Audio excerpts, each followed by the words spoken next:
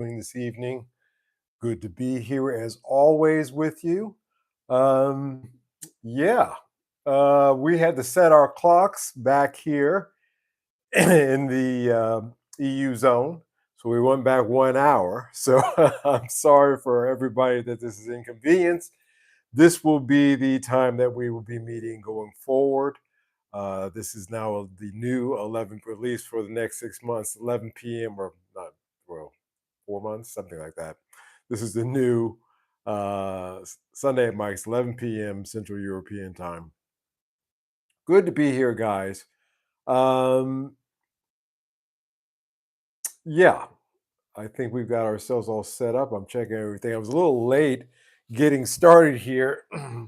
I was actually doing my dishes. I said, I want to do these before I do the live stream because the last thing that I want to do is have to do the dishes after I do the live stream. So that's how that kind of worked out this evening. Um, let's see. I'm looking at my video here. It's looking good. Got a little bit of a soft haze here. It's too late to clean the camera. We'll just go with this. We'll say this is a natural kind of filter I got on here. It's not dirt. Well, everybody, good to be here. Tommy Mack, sir, how you doing? Welcome to House. Scott, I didn't say hello to you. I answered the question, but I didn't say hello. Um, yeah, guys. Uh, I have been going through the process of actually recording. I know I said that I had no reason to push record recently, but this weekend for the last 2 days, I found a reason. Here in Amsterdam, we have something called Amsterdam Dance Week. And I attended a party on Friday night, live DJs, food, drinks, the whole nine. But I stuck around for a little while because I was invited just to be polite. But again, I started hearing some Afro beats music that there's three DJs. The first DJ was playing, or was it the second? Maybe the second, and Japanese DJs. And this came back to me, and I'm listening to it. I'm like, wait a minute, this is interesting. So I sat down and I left the venue. I came home and I started researching Afrobeats production in general. As you know, I can pretty much figure out any kind of production if I listen to it. But I wanted to get into the particulars. Particularly, I had two questions. The different types of rhythm beats and what are they made of. Generally, the kick is on the one, and the next thing was the vocal production. Ben, hey, how you doing, sir? Welcome to the live stream, everybody. So I started to research. I really started to look into it, and I just came to a couple of conclusions. The vocal thing, Mr. Watson, traveling, catch the rerun. Hey, man, I appreciate it. I'm glad you stopped in just to say hello and safe travels to you. Safe travels, please.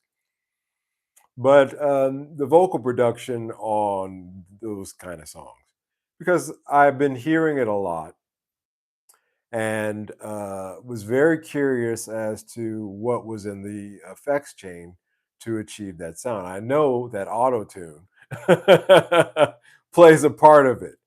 And you know what? I used to hate it, but in the case of how it's used in some of this stuff, it actually, if it's done right, it adds a musicalness to the track because they're basically R&B tracks um, with different production, styles on it. Basically 90s, to be honest with you, which is why it kind of caught my ear. I was like, hey, I know that. And the thing was, guys, that while I was listening to all of these different See if there's anything here that I can use to clean this up real quick, because this is actually kind of bothering me. Um, Maybe not. Oh well. Anyway, let me actually hold on, guys. This is going to be so rude of me, but yeah, that's better. There was like just a haze going on here. I have no idea what that was, but yeah, that's much better. But I was watching these producers on YouTube, right? And how these guys, these young guys, these beats producers were putting these Afrobeat tracks together that they were doing, demonstrating. It's like 90% of those guys use what's that, Fruity Loops or what program? I can't, I don't know the name of that DAW. Fruity Loops, I believe. That DAW. And the other thing that I noticed that just absolutely drove me nuts was there was one guy who was using most of them do drag and drop. That's the first thing that got me. I said, no wonder this music sounds the way that it does, because it's all on the grid. There's no human playing involved in any of it. There's someone sitting down at the keyboard and playing those parts out for the most part that I saw. Now, I'm sure if you get into the higher end producers, those guys could probably play a little bit, but I would say 95% of the guys that I saw in these tutorials on YouTube for this style of music, they were doing drag and drop to the grid. And this one guy, he didn't even know what key he was in. He's like, let me show you how to use these piano, chords, and he's and or it was a loop, and he had to use a detector to figure out what key it was in. Was- like, you use these loops and you don't know a key, that could be problematical down the line. But anyway, that was the first thing that got me, is that there is very little human playing involved in that genre of music that I saw. Again, probably, I listen. I don't listen to a lot of it when I'm learning a style of music to tackle on for production. Listen to a few examples. What are the key things? The rim shot and the beat, the kick on the one, the rim shot uh, pattern. Those are the things that stand out. Of course, the vocals, the way they're processed, those things stand out. Um, but for the most part, 95% of the guys I saw producing this kind of music. Well, anyway, just to finish that thought, I don't listen to a lot of it. I just get the elements or the key things, and then I go from there. But 95% of those guys were drag and droppers, and it blew my mind. I couldn't. It's like, this guy was doing a bass line. I was like, dude, in the time that it's taking for you to drag and drop that bass line, you could have just played it. And the same thing with a lot of the keyboard parts. They were dragging and dropping the bars. There's like a grid, and you drop, you can the note in the key, and you can shorten or lengthen it apparently. And I just found that interesting. um, I have used that for some things, but most of the things I play by hand. And if you play it by hand in time, your natural swing to whatever your playing style is going to be incorporated in the music, and it's going to make the music sound more lively. And yes, you can do Afrobeats music uh, playing the parts. Um, so I just found that just, I I did use a drum machine uh, for programming the rim shots and the other kind of percussive bits. Um, and I used an old kick that I've loved for years for that kind of music. that I thought would be appropriate. I think it's a 80, no, it's a Lynn drum kick, and very similar to that Prince would use. And then everything else was played by hand, the bass line, the guitar parts, all that stuff. And, even the horn parts, were played by hand. And on this song, because I took that song that I was working on, there's something that I want to tell you, and I threw that arrangement away. I'll do that sometimes. I'll record a whole song and I'll listen to the arrangement and I'll throw the whole thing away. I'll keep the little bits of it that I like, and that's what I did. I took the bits that I liked from that track and I just rewrote it around in Afrobeats because it sounded better that way. Actually, it's a much better track now. But it was an excuse for me to get back to recording again. Not to put it out that I'm a release or anything like that. It's just to learn a new style. Like, how is this music created? How do they do these vocals? It's one thing to sit back and say, oh, that sounds like crap. Oh, that sounds like crap. But it's another thing to learn how to do it if there's something there, and there is something there. And maybe you'll learn that it's not so crappy, that, there may be something there for you, or you'll have a more informed opinion on why it's crap. I'm I I hope that the top line producers, again, these are YouTube guys that I was watching, just to get, especially with the vocal chain and just the overall, you know, composition style. And they were all dragging and dropping loops, or they were dragging and dropping individual notes to, and it was just weird. I don't have the patience to sit there and draw out. It's only 4 bars they're doing, and then they repeat. Maybe some of the more adventurous guys will do 8 bars, change it up a little bit. But in the time that it would take for me to, I could have played it 50 times. Just play it, which gets to the topic of tonight, which is um, really a series that I'm starting called Reality Check. I like last live streams discussion so much, the topic, that I decided to turn it into a series. So we're actually going to call this episode 2 of Reality Check. We're going to get into tonight. And the first reality check that I got was these, no wonder music is so cheap and now, where it's just pennies or less that you get paid for it, because you got a bunch of guys who are just arbitrarily dropping, loops and things together. And some of them actually have a little creativity to it, so it's okay. But it's it's it's really lowered the barrier to production, really lowered it, really, like, like, that party game where you take a broom and you gotta go underneath it. How low can you go? It's getting down there, man. It's getting down there, and it just blew my mind again. I couldn't believe it.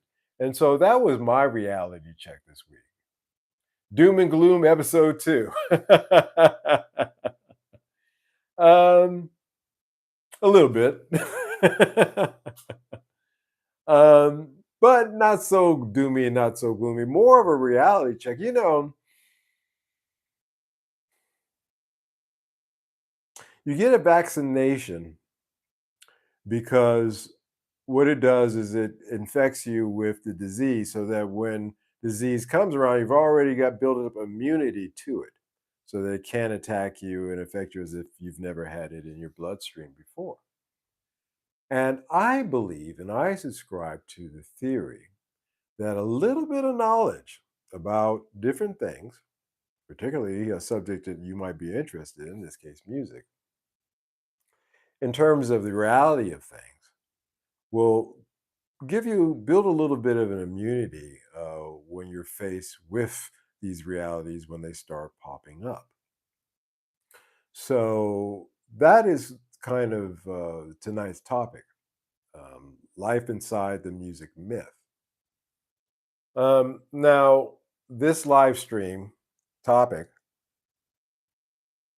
for tonight came about because I was listening to some arbitrarily a show, and Janet Jackson was on, and she was talking, and she pointed out the fact that she's related to a couple of people,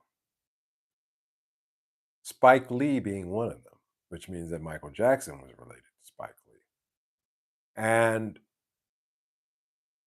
I read something a while back that pointed out, now these are R&B people, but I use them because you would think that there wouldn't be this, but it is there. That Beyonce actually is related to an English king through her mother's side. Always goes through the mother's side. And you would say to yourself, no friggin' way. Like, that could not possibly be true. However, unfortunately, there are professional genealogists out there who trace this kind of stuff. And in the case of this one that I was reading, um, it is very clear that that is indeed the case. And so when you look at people on TV or on stage or on screen, a big screen, one of the reality checks that you really should give yourself is 7 degrees of separation. Yeah, yeah. But we could go through, I understand that. The 7 degrees separation really goes through in terms of meeting someone. We're talking about genetic bloodlines, and these have been proven to be true. Most of the people that are at the top are really related to each other in one way or another. I know that sounds insane, but if you did enough tracing, you could probably find that someone, say, like Celine Dion is related to Beyonce, for example, and you probably find that to be true. And so, you know, the myth says play music and your life becomes extraordinary. And realities like this say, well, not exactly. Not unless you're born into the right family. And this is the difference between the line that musicians are sold and the actual reality of what we live. And, from day one, all of us at one stage wanted to become a star. In my case, interestingly enough, I never really had that real drawing to be on stage. I have done it. I can do it, very well enough, but I always wanted to be behind the scenes. I always wanted to be a producer. I always wanted to be behind the big mixing board in the ice cold freezing studio, eating, day old chips and mixing somebody's track. And I made that happen. And that's when I felt this is where I'm supposed to be, where I was in my element.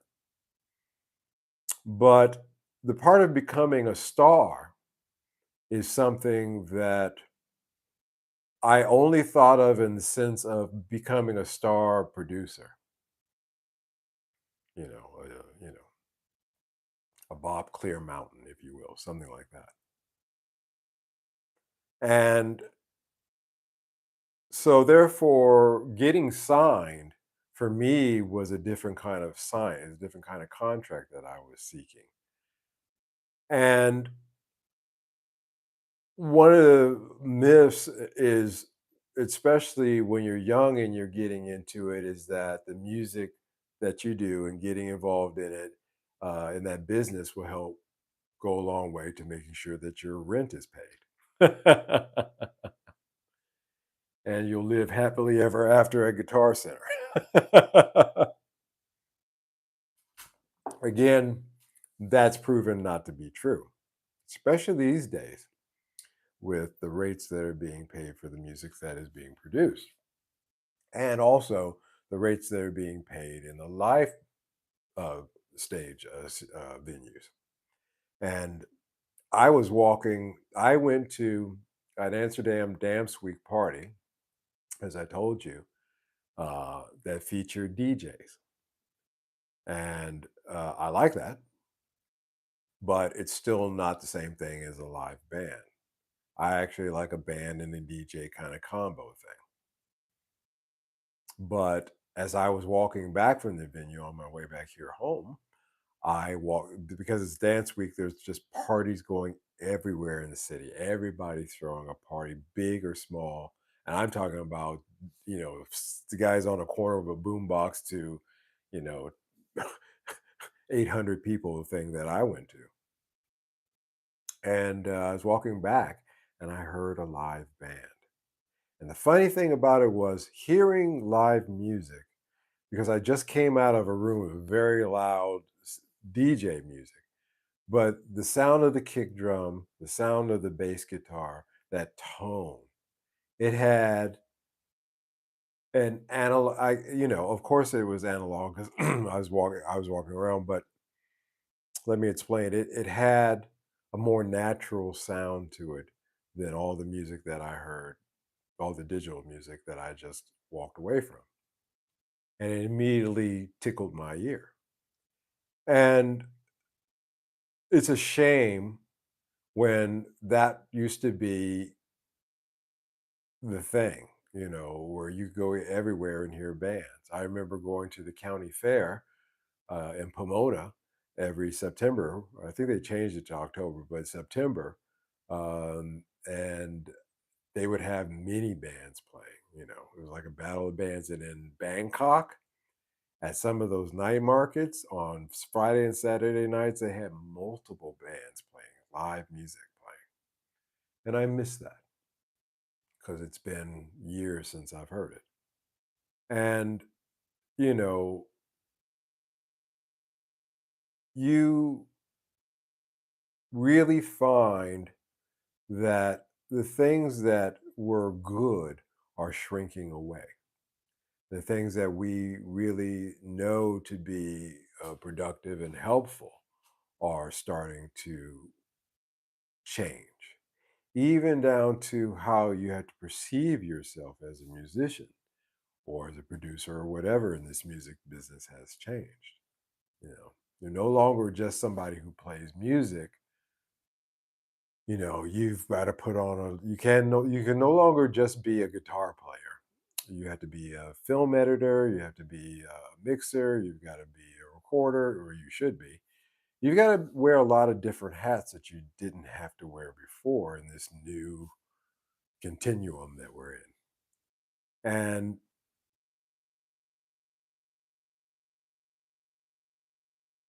you really have to um, think about what you want to get out of this because of that. You really want to say to yourself, I'm going to have to learn all of these skills starting out, or even in the process of, because even I've had to pick up new skills and learn some this weekend. Like I said, now I know how to make those auto tune, type vocals sound the way that they sound. I know the effects chain and how that works. And that's something that I didn't know 2 days ago. So even with that, a little thing like that, well, not a little thing, it's a good production tool, but that I find fascinating, overly used. But anyway, you are going to have to ask yourself, what do I want to get out of this? If you're expecting to make $1 million from it, you're fooling yourself. But there is a possibility that you could if you have, again, one of your hats is being a YouTuber. Then if you strike the right chord, then chances are that you could do very well financially, probably more than the music. Ironically, the music will always, in this new continuum, be secondary, unfortunately. unfortunately, you know. And, you know, that leads to what I've mentioned briefly before, but I'd like to get into a little bit more detail this evening is the biggest bait and switch in the history of music, and how in modern music, and how it has really changed things in profound ways that we are even yet to understand.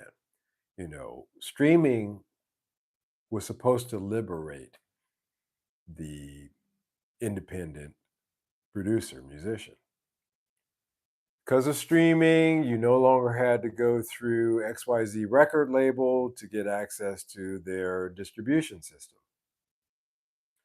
You know, it's funny that in the rap game in the beginning, in the 90s, there were so many guys that were trying to get their own distribution set up because they realized that that's where the power and the money was at. And each and every one of them who tried to set up their own distribution system eventually ran afoul of the law, and it never happened because during that time there were interests who controlled the distribution system, and anybody else who tried to get involved in that, they considered that to be a threat, and they had the means to not use violence.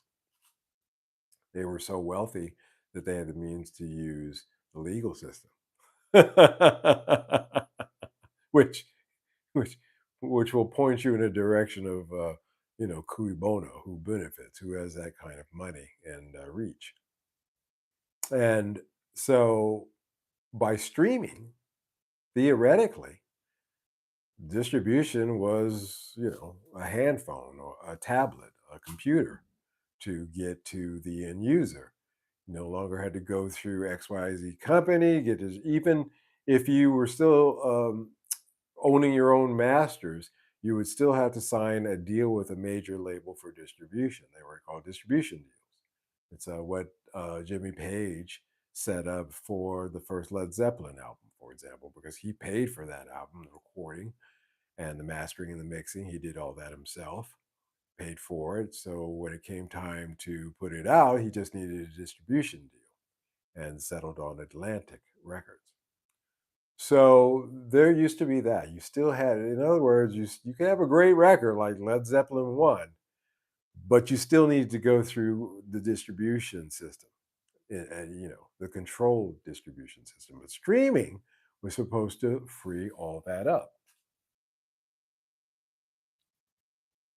Scott says, Mike, ever meet Quincy Jones? No, no, I never met Q. Come in contact with a lot of his artists, like James Ingram. Spent time with Osborne. God, I can't remember his first name, but I was in college and I was outside my campus, and Jeffrey Osborne. And Jeffrey Osborne, one of Quincy Jones' biggest singers, came, like just driving by. And I was like, "Hey, Mr. Osborne." He stopped and shook his hand and, talked to him a little bit. Nice guy. He's passed away now. But in any case, not Q. Q, man, there's too many rumors. He's passed away. I don't get into it, but from my understanding is that he's one of those guys you don't want to get in. No, so you kind of want to, unless you see had serious business or he had serious business with you actually, then you would not get around somebody like that. It's two guys like that. It's just like I met Smokey Robinson, which is the vice president. He's an artist as well, but I never met of Motown, but I never met Barry Gordy directly. I worked for Motown for Steve McKeever doing remixes. A lot of Motown connections I had, but I never met Barry Gordy. There's just some guys that are just, you don't meet those guys. And Q, Certainly was one of those. You know, there were no more labels that could say yes or no to you in a streaming model, theoretically. Distribution was for whoever could put it up. You know, you get on CD Baby and you put it out, and people will go to CD Baby if they want to buy your album. They could buy your CD there. They stocked physical CDs. So there was your new distribution model. And you can they took a small portion of it and you kept the rest. Then streaming took a turn where CD Baby no longer started accepting physical CDs. They instead became a distributor that you had to go through in order to connect to Spotify, you know. And that honestly just swapped one kind of gatekeeper for another. The distribution systems went digital, they went online. They used to be warehouses. There used to be warehouses. And I'll tell you a funny story. I've told this before, for one of my summer jobs in college that I got out of the LA Weekly, I was working for this guy named Jeff Stryker, who was a porn actor, famous porn actor. He's a cool guy. He's crazy as a shithouse rat. One of those guys you wouldn't want to say the wrong thing to. You snap your neck, but okay guy. And one of my jobs was go down and pick up his check every week. And I went down to this warehouse, and it's where all the porn, they had but just imagine like Indiana Jones at the Indiana Jones, arc going into warehouse, except for in this case, it's full of porn, DVDs and VHS tapes, stuff like that. And I go down there and pick up the check from, very tied in guys. Let's just say that about them. It's interesting in this business, the first, these guys, these mafia guys in LA and then the Yakuza in Japan that I've had encounters with. And they're all cool people as long as you're all good, you know. But, distribution used to be that way with vinyl, there'd be warehouses full of vinyl, and then it turned to warehouses full of CDs. And then the warehouses went online. And then the only output was a play in the, was Spotify, because there was no longer any physical CDs. And Spotify recently told you, hey, if you're not streaming enough to, make any interest to us, and you if you stream a million streams, we'll pay you, 18 bucks.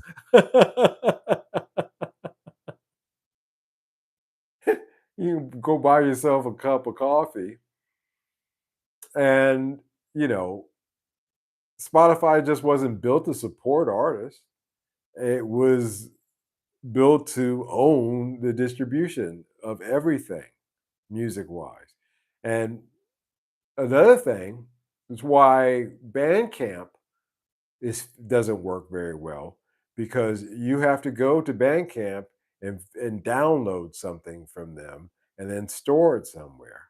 Whereas with CD Baby, you don't. I'm sorry, with of course with Spotify, you don't have to do that. You just flick. They're storing it for you. You don't own it, and if they turn the lights out, then that's it. You got no music, but that's just a fact. Catch up here in the live stream. Was 70s porn music soundtrack done in house, or were there bands hired to make that stuff? There were bands that were hired to make that stuff. As a matter of fact, um, I read a thing that said that um, not only that, but also in the cat houses, like the strip clubs, they used to have, in some cases, they had to have a live band too. And a lot of LA musicians were involved, studio musicians at that time were involved in cutting those things on the side, not putting their names on it. And connected, of course. You got anyway. It gets back to the mob connections. Benny, evening, Mike. Hey, Scott, Tommy, Ben, and Michael. Yeah, hey, man, how you doing, Benny? Nice to have you here, sir. Yeah, it was part of a music business. Now I guess they don't even need that anymore. You can do AI. You have AI music for your AI porn. It's really gotten, again, that bar is just sinking lower and lower, man. It's out of this world. It's off the chain. And who'd have thunk it? Who would have thunk it? And you know, and once Spotify owned it, and once they controlled it, guess what? The recorded music became the cheapest product on earth. Cheap, cheaper than a box of tissues. I can go down here to Etos, which is the main drugstore here in the Netherlands. Well, I could go down to the Etos. I could buy a box of tissues for €1 nine. One no, no, €1 and 9 cents. That's still more than you get paid for a stream on Spotify. Actually, it's far more.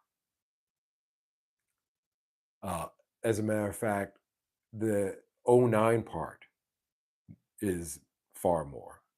You'd have to get rid of the one, put the little dot. You got your zero still, change that nine to eight, and then follow that by eight, and then a three, and then a one, and a nine. And then that's what you're getting paid per stream. Cheapest product on earth, cheaper than anything. So again, 100,000. I said a million streams. Actually, it's 100,000. I'm sorry, correct that. 100,000 streams pays $18. Whereas in the old days, if you sold 100,000 units and you were getting a point, which is a penny, then you can do the math. You can see where you'd be at. You Michael Jackson, Prince, got Madonna, cats like that. They were making up to 25 points a quarter, you know, or so there was that, and now it's barely enough to buy a sandwich. Yeah. It's insane. Again, it's just, it blows my mind. But that's what happened. I just want to dig into that a little bit deeper and just point out the fact that, yeah, man, that freedom lasted a few years while Spotify was not around, between the time when CD Baby set up and you could sell your physical CDs through them and the time that Spotify got set up. That was your sweet spot of free independence. Didn't last long. If you blinked, you missed it. If you blinked, you missed it. And there's some cats who are still living under the delusion that system still works, but it doesn't. It doesn't. You know. So you say, well, that's all right. You know, we'll do live shows. We'll make it up with that. And Ticketmaster saw that musicians were making money in the live shows, and they said, you know what? We're going to stop that. We're going to take a big enough of a cut of that where even major artists, who was that, the Pixies I saw the other day? She got on, lead singer got on, and she said, this is our last, we're not touring anymore. Because the cost of touring is made it prohibitive to the point where we can't tour other than the coast. And this is a major band, been around for 20, 30 years, and they can't afford to do the touring. Okay? You know, only the super acts, the big acts, the Beyoncés and the Taylor Swifts. Oh, those, we can pack the houses with those, no problem. But again, you know,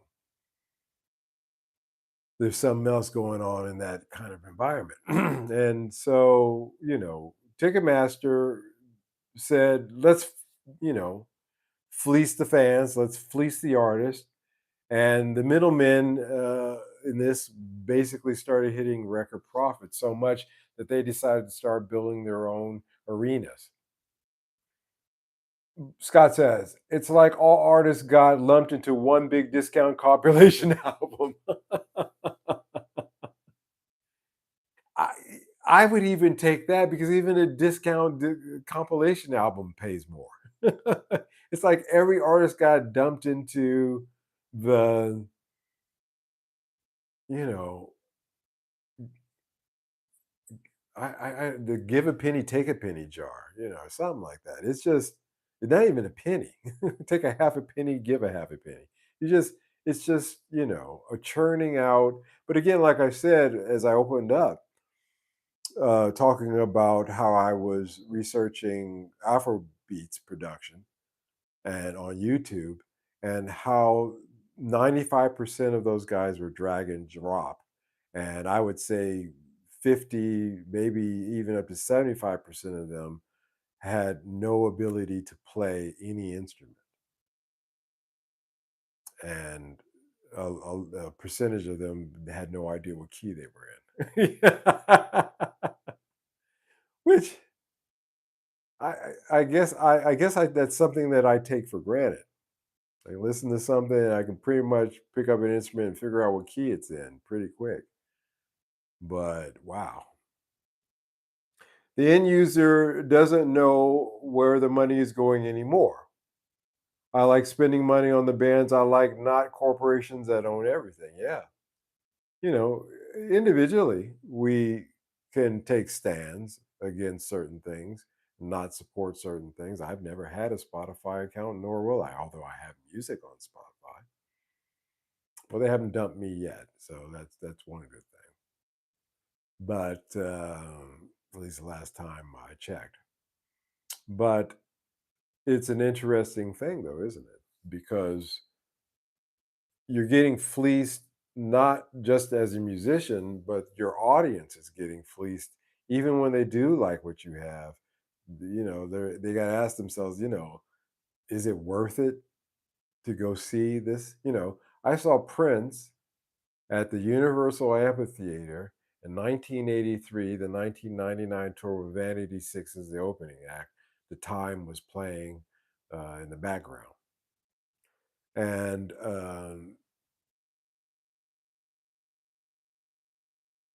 I think I paid $25 for that ticket, and I had a good seat. Now, if you try to do something like that, what would it be? $150, 200, 300, you know. Streaming didn't free musicians. It recolonized music to, again, a new thing. And it took the art that we really pour our lives and focus, attention, study. I took a few hours to really just sit down and listen to that music and watch the production and learn a little something about Fruity Loops DAW. That's got to be the chintziest one out. I don't know.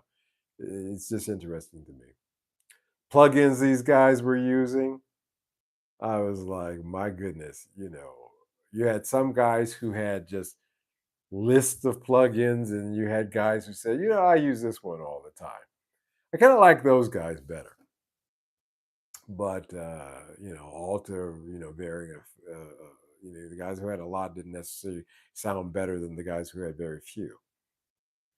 But it turned our lives work into background noise for people folding their laundry. And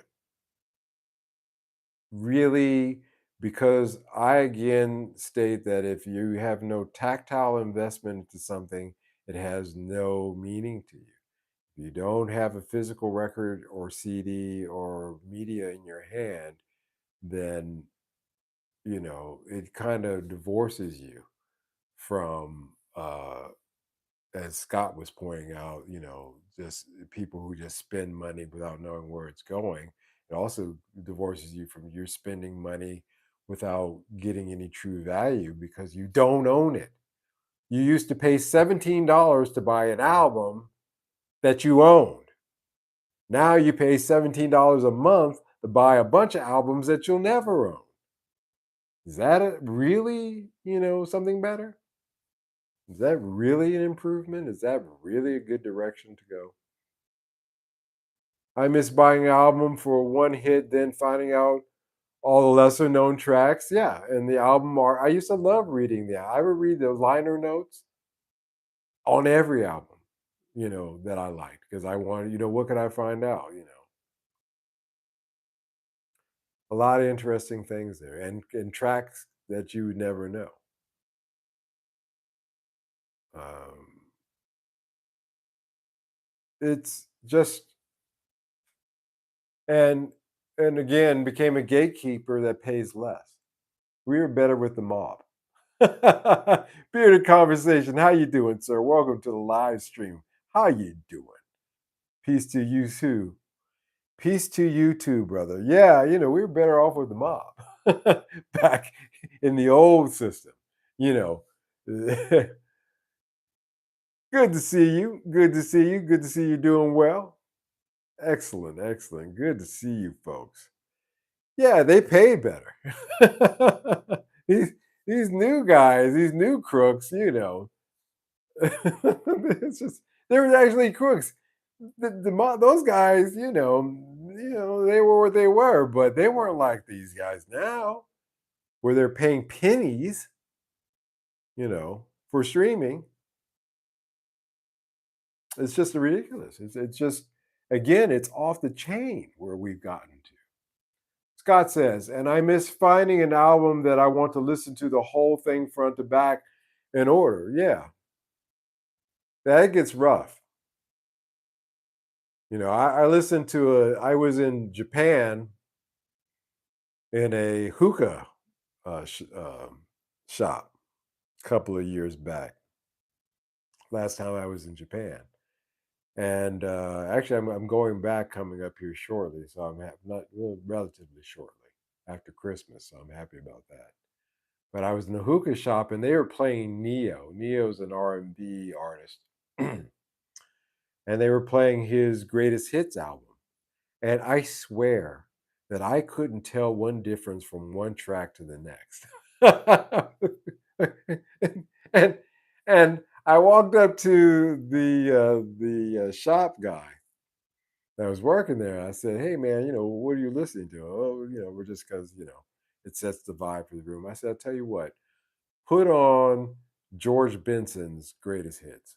I think that'll work too, but I think you'll like it." And he said, "Okay, okay." And I went back a couple of nights later, and said, "Oh, Mike's on. Thank you so much. I love that album. We play it a lot here now. That's perfect." And why is that? Because again, it's an album that you can listen to where it doesn't sound the same all the way through. There's dynamics, not just in the production, but in the overall styles. So I agree with that. That's really a good point. Because I that Neo thing, if I had to listen to that, I did listen to it all the way through, and I was like, "What the hell was that? What was that?" It really great stuff, but after the fourth or fifth track, you're like, could we vary this up a little bit? And production wise, using a lot of the same keyboards and and uh, and drum sounds didn't help either. One of the things that I learned from Terry Lewis, the half of the production team of Jam and Lewis, when I went to his office, and I asked him about why is it that an SOS Band album will sound different from a Human League album, will sound different from a Janet Jackson album, and they produced all of them. And he said it's real simple. We use different instruments. We change up the keyboards. We'll change up the drum machine. We'll change things up. We'll still apply our production techniques to it, but we'll change things up.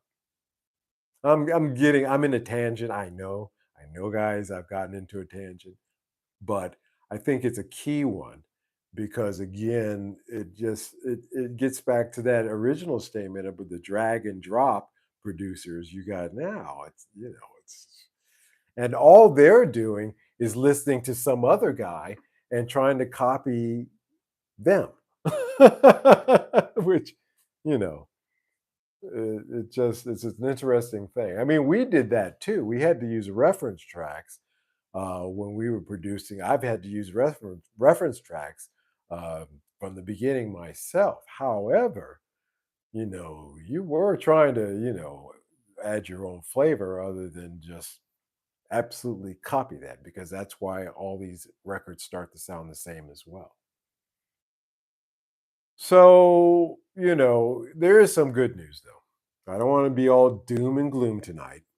You know, again, like I said, it's just like an inoculation is to give you a little bit of the virus so that, you're immune to it. And I think a little bit of this discussion tonight uh, is just to help build your immunity to the myths of what it is to be a musician. Because even the myths that I lived through when I was younger really don't apply anymore. They don't even exist. You know, you know, um, it's just one of those things. Don't ever measure yourself by anybody's ruler. You know, be your own man. Don't measure yourself by anybody else's ruler. Is the first thing that I'm going to say to get rid of all of this so that Spotify doesn't matter, the algorithms don't matter, how many numbers you're doing in a live stream doesn't matter. All those things don't matter when you stop using somebody else as a ruler and you start looking at yourself and start working on how you can, build your own yardstick, so to speak. And I think if you take that kind of viewpoint, starting out, you're not worried about I'm going to sell X amount of units or I'm going to get X amount of clicks. You say, hey, I'm going to do this. Well, and then you do it a few times and you say, well, that worked, that didn't work. That seems to be a good direction. Let's work on that. And then you're not looking at what somebody, well, let me do what they do because, they got this format, and they've got this lighting and they got this desk and, they have these things. Don't do that. No, no, no, no, no, no, no, no, no. People will teach you two things: what to do and what not to do. Everything else is up to you to fill in the blanks as to what works for you so that you're somebody that teaches what to do, not somebody who teaches what not to do. That's kind of your goal.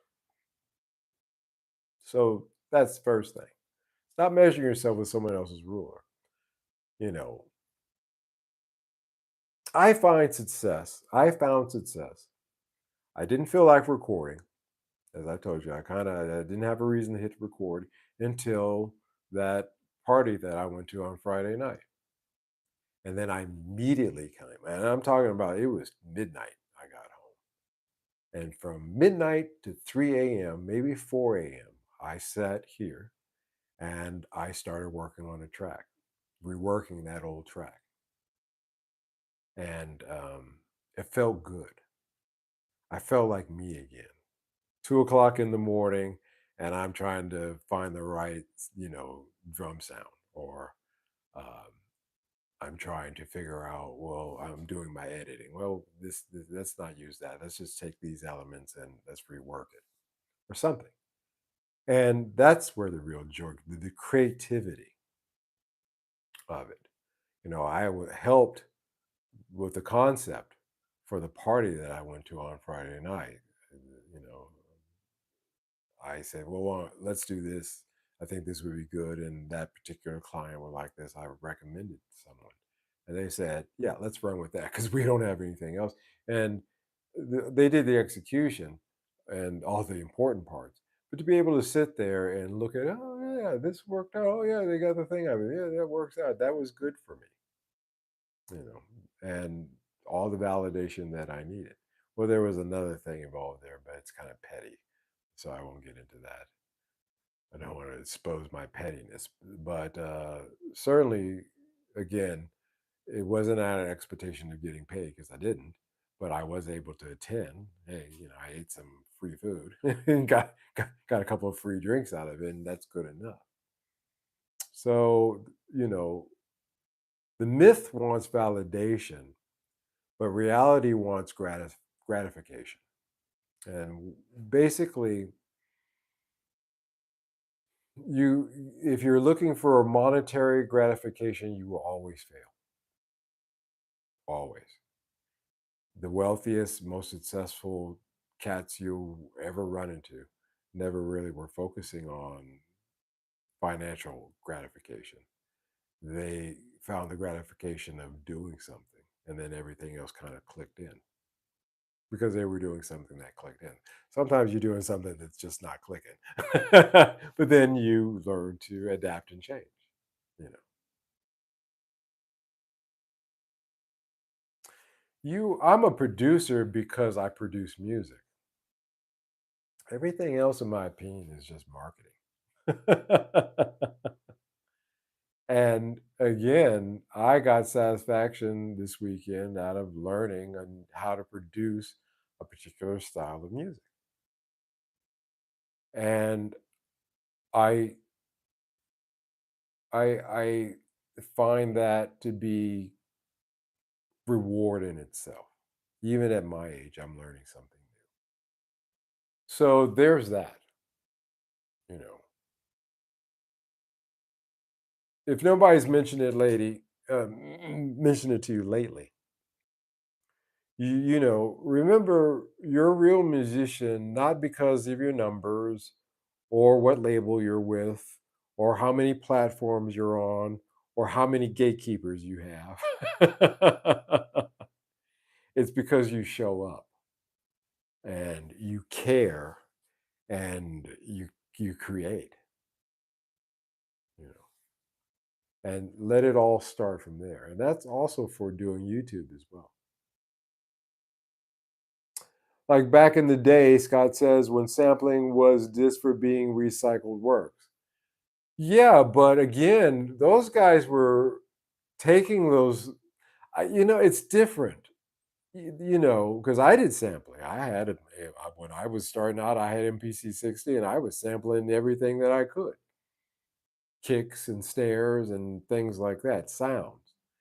You know, the guy at Lucasfilm who was the audio tech who came up with the sounds for the pew pew pew in Star Wars and the sound of lightsabers, and how he took a microphone and went out and was tapping on telephone wires and cowbells and gates and things like that. He took those sounds and then he transformed them into something that is something amazing.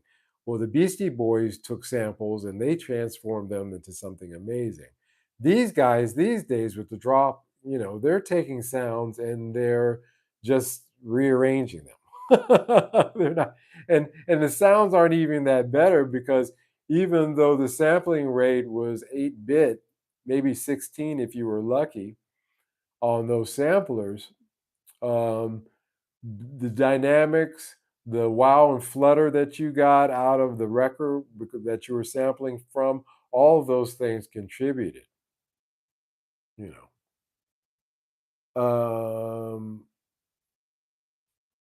Scotty, Maddie Two Hats. Maddie, how you doing? Yo, slept in day and night savings, but just want to say hey and watch the replay. You know, again, I'm envious of your ability to sleep, Maddie. I say I'm gonna go sleep, and yet somehow I only get a few hours. Been my fate, but that's why I felt good the other night when it's like 2:30, 3 o'clock. I don't need coffee, by the way. I don't, or any kind of stimulants. The working on it. And so I'm like, wow, it's 2:30 in the morning and I'm working on music. I haven't been here in a long time, and it felt good. And you know, that was me. And so again, there's a, a lot of myths in this music industry that if we have a little bit of knowledge about, a little bit of an inoculation, we can look past them and we can really focus on the things that are important. You know? And I think all of these discussions that I'm going to have in this reality check series that I'm going to do um, always will end up with that thought that you really are your own yardstick. And so, and also the reward in doing should be your gratification that you're seeking. And then the other gratifications will come. It's really an honor to sit here and talk to you guys. A pleasure. Always good to go through these subjects. Um, I may have some, I have some free time this week, so I may film some regular content. So look out for that. Don't know about what yet. I've got a shipment in. Um, I might talk about this SG uh, and get into in some of the work that I did on it, rebuilding the headstock because that I'm still waiting for the plate for that. As a matter of fact, I'm going to check on that tomorrow. But it's almost done, so maybe I'll talk about that because it's a pretty cool guitar and it sounds pretty nice too. It's light as hell. One of the things I love about SGs is that they are super duper light, um, and yet with a set of Alnico 5 pickups in them, even Alnico 2, but a set of Alnico 5 pickups, that is the lightest, fattest sounding guitar. Lighter than, fat sound, a little bit different sound than a Les Paul, but still a good sound.